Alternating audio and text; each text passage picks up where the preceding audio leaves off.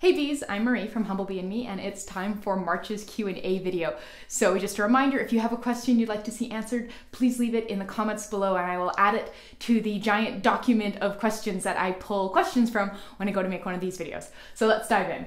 The first question I thought we'd tackle is one I've got from a couple different readers and a couple different formats recently, so I thought it would be a good thing to chat about, which is sort of, hey, you know, I've been using this body butter or this body oil or this oil-based facial serum, and my skin still feels dry after using it, so what am I doing wrong? And there's this thing that I see going around a lot of like blogs and Pinterest things, which is this idea that like water is this cheap filler ingredient that your skin like doesn't need, and you should be using oil because oil is like more concentrated water. But it's really not. Like if you think about food, for instance, like you wouldn't be like, oh, I don't want to make this cup of tea like a pansy and use water. I'm going to use canola oil instead. Like that would be gross.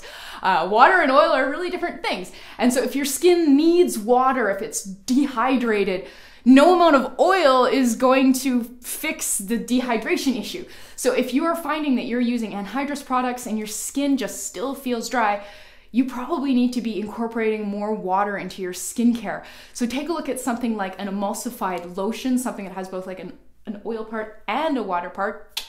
Or if you want to apply that body butter because it's lovely, try it after a shower or a bath, and you will have sort of more moisture on your skin. Because oil is wonderful for softening the skin and for helping trap in water, but if you don't have water in your skin, if you're deficient in sort of topical water, no amount of oil is going to cancel that out. So yeah, if you're finding anhydrous products aren't hydrating enough for you, you need to make sure you actually hydrate with some water, because that it's really important. Your skin really does need water.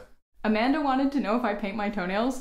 I do not. I do not really paint much of anything. This is not for really any particular reason other than I'm just really lazy and can't be arsed. I did really enjoy making a lot of nail polish, but I have given it all away because I really can't be bothered.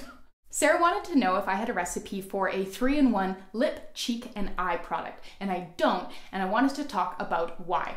So I'm assuming she is talking about like a colored cosmetic, and so lip and cheek products are really quite interchangeable when they're in their sort of creamy forms. So a cream blush usually makes a great lip tint, and a creamy lipstick usually makes a great sort of cheek flush.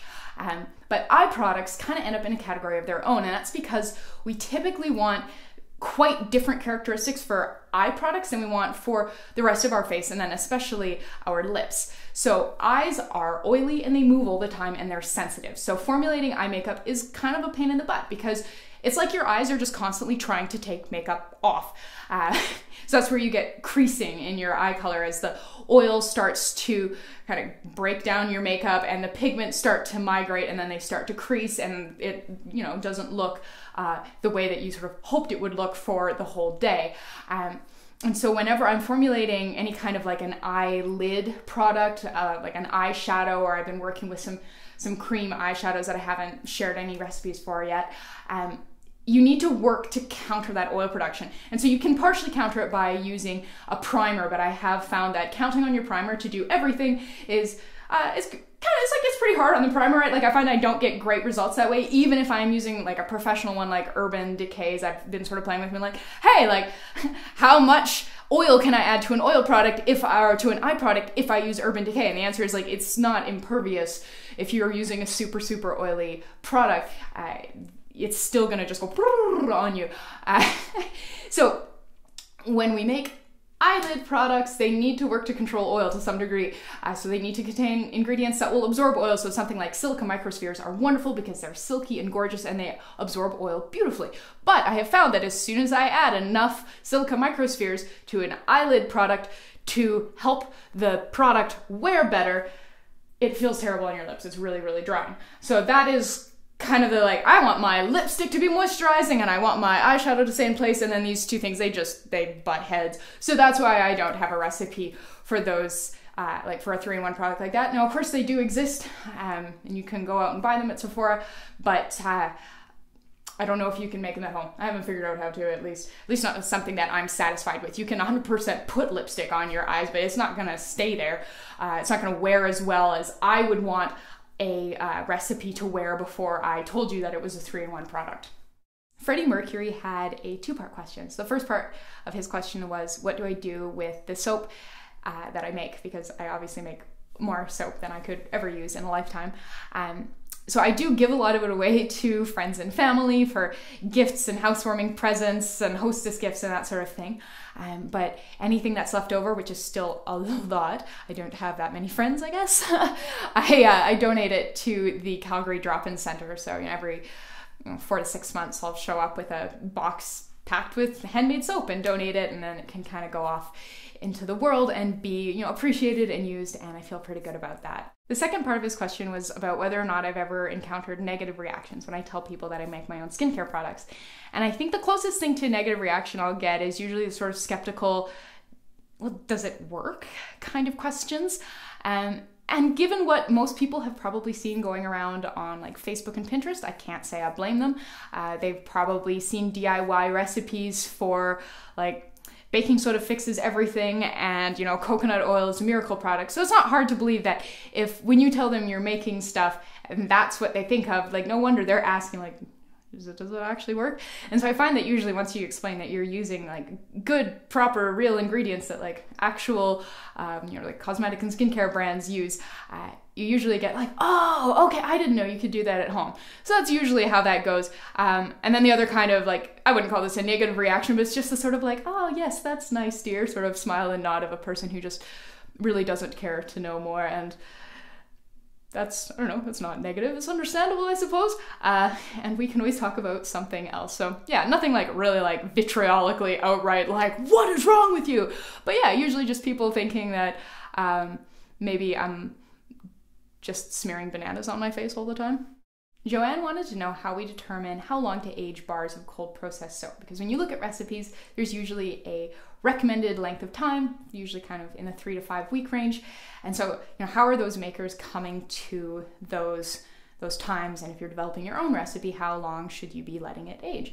So there's 2 big factors here. One is going to be ambient humidity of where you live. I live somewhere very dry. My soaps age up quite quickly. If you live somewhere very humid, you're going to find that that is a longer process. And then the other part of it is the recipe. And so how hard are these bars of soap? And so when you send your recipe through Soap Calc, it spits out a value for hardness, a number value, and it also has a desired range. So if you throw in your recipe and you see it's quite a high number, you can predict that that soap's going to age up faster than a soap that's a very low number. And so harder soaps are made with more hard fats, so things like tallow and lard and even coconut oil, whereas softer soaps will be made with more sort of soft oils, so liquid oils, typically things like castor oil and olive oil. So that's your other big factor. 3 weeks is kind of a rule of thumb. So if you're making a recipe of your own and you're throwing your recipe through Soap Calc and you see that your hardness number is within that desired range that they specify, 3 weeks is probably fine. But if after 3 weeks you take the soap off and you're thinking like off the shelf and you use it and you're thinking, wow, like I'm going through this really quickly, or the soap is sort of like melting in the soap dish, just let the batch age longer and make notes, right? So it's, yeah, a bit of trial and error. Sort of, if you're making soap recipes off the internet, definitely refer to what the maker has said. Some bars of soap, if you have a ton of hard fats in there, can be ready to use after 1 or 2 weeks, depending on the environment that you live in. Whereas if maybe you're making a bar of soap with a ton of liquid oils, the maker might recommend up to 6 months, a year. I've even seen people say that they age their Castile soap for 5 years before using it, which is amazing. So generally speaking, it varies, but if the recipe that you're creating falls within that desired range of hardness, shoot for 3 weeks and then see what you think. Patricia asked, I often see people using the terms natural and organic, and could you please explain what these designations mean?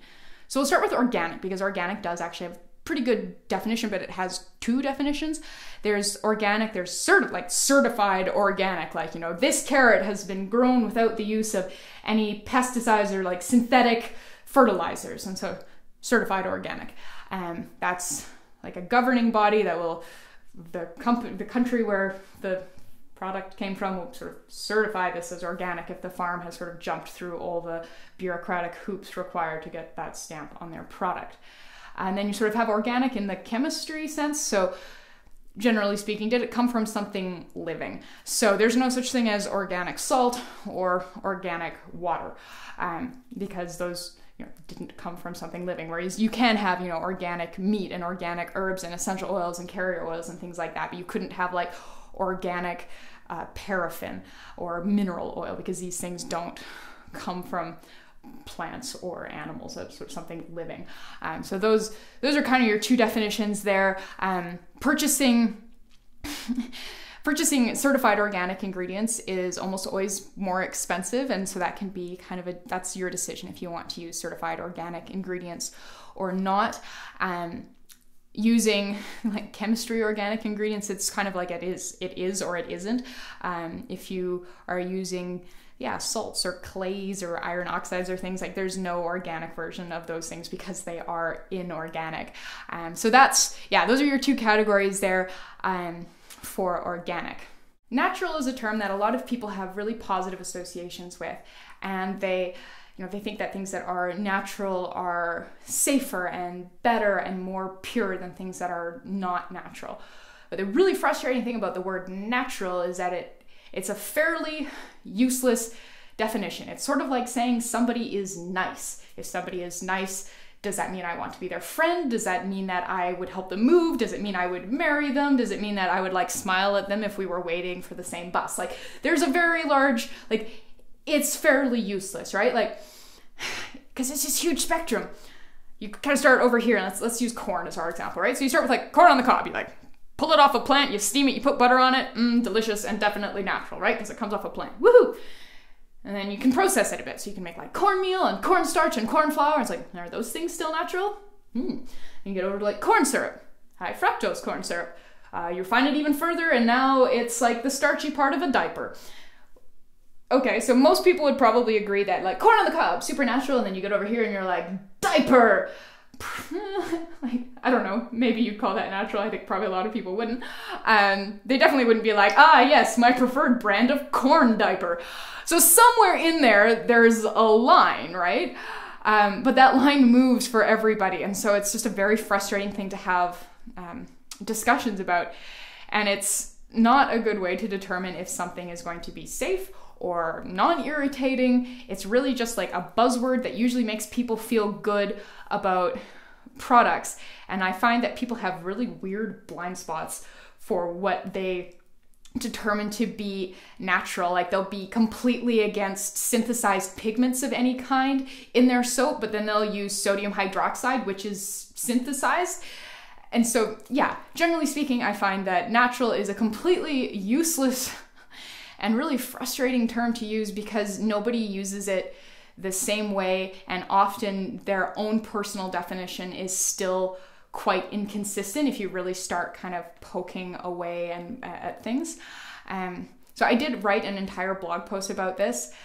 It's called Let's Talk About Natural, and I'll link it in the description box below, where I have managed to be much more articulate than I feel like I have just now. So I would highly recommend giving that a read, and there's some really, really good discussion in the comments below. I think natural is a thing that many people strive for, but you kind of have to create your own definition, and I feel like a huge part of being able to create your own definition is doing a lot of research, because natural doesn't mean safe. Natural doesn't mean effective necessarily, and it just says, synthetic doesn't mean dangerous. I'd really, really encourage you to judge your ingredients individually on their own merits, rather than trying to decide if they're natural or not and then using that as your sort of like, yes, I'll use it, or I'm going to avoid that criteria.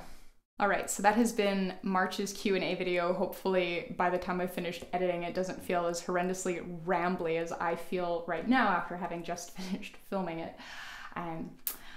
I'm currently in the process of moving, so the next time I film one of these videos will probably be in my new location, in my new studio, and hopefully you won't notice really any difference at all. But I'm really excited that, once I have my new space set up, it should actually be sort of video tour worthy, so watch for that. But yeah, thank you so much for watching. Please subscribe, comment below if you have any questions you'd like to see answered in one of these videos in the future, and I'll see you next time.